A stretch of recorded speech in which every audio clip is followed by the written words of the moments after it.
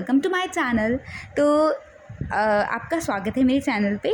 तो यहाँ पर ना अभी शाम हो चुकी थी और 7 बजे करीब का समय हो रहा था और यहाँ पर मैं जो हूँ बेडशीट को सही से लगा रही थी, क्योंकि सुबह से शाम तक अगर हम बेडशीट पे बैठते हैं ना तो वो थोड़ी सी गड़बड़ हो जाती है। तो एक तो इस जो बेडशीट का कपड़ा है ना, ये कॉटन का नहीं है, ये थोड़ा मिक्स्ड कपड़ा है, तो ये जल्दी फिसलती है, तो इसलिए इसको बार बार अरेंज करना पड़ता है। अगर कॉटन की होती है वो तो सुबह लगाओ और शाम तक बिल्कुल सही रहती है।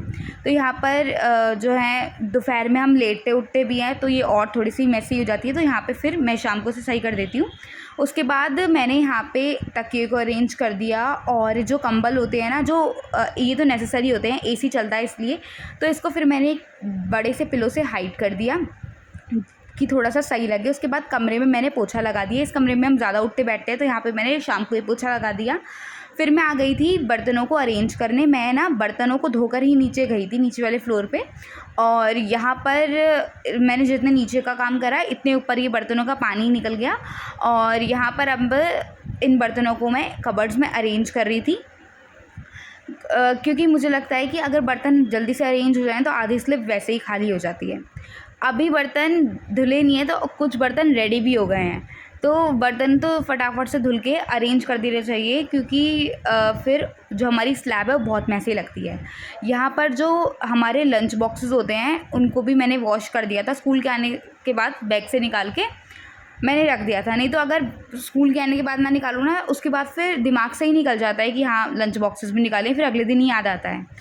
और इतने लगाते हुए जो बेलन और जो चकला होता है वही मैंने निकाल लिया था, क्योंकि इसके बाद अब मैं रोटी ही बनाने वाली थी, तो जितनी भी सामान है रोटी वोटी बनाने को मैंने निकाल लिया था। और यहाँ पर मॉर्निंग में मैंने सत्तू बनाया था, तो उसको मैं उसके जो कबर्ड में उसको अरेंज कर रही थी। और मैंने आपको दिखा रही हूँ कि अभी मैंने आमी और थोड़ी सी मिर्च काटी है, क्योंकि आमी और मिर्च को मैं अभी छौंकूँगी। और जितने मेरी सब्ज़ी बन रही है उतने मैंने ये जो मसालदानी होती है ना, इसमें मसालों को रिफ़िल कर लिया, थोड़े थोड़े ख़त्म हो रहे थे।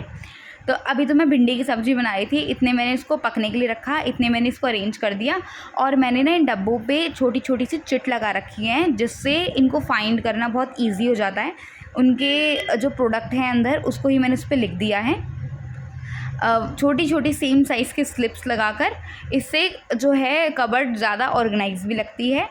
तो यहाँ पर अब मैं दिखा रही थी कि हमारे यहाँ ना बाहर जागरण हो रहा था।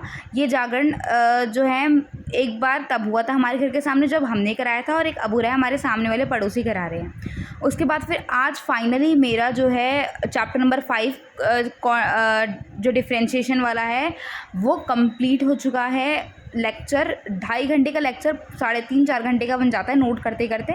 तो फाइनली आज वो किस्तों में कंप्लीट हो चुका है।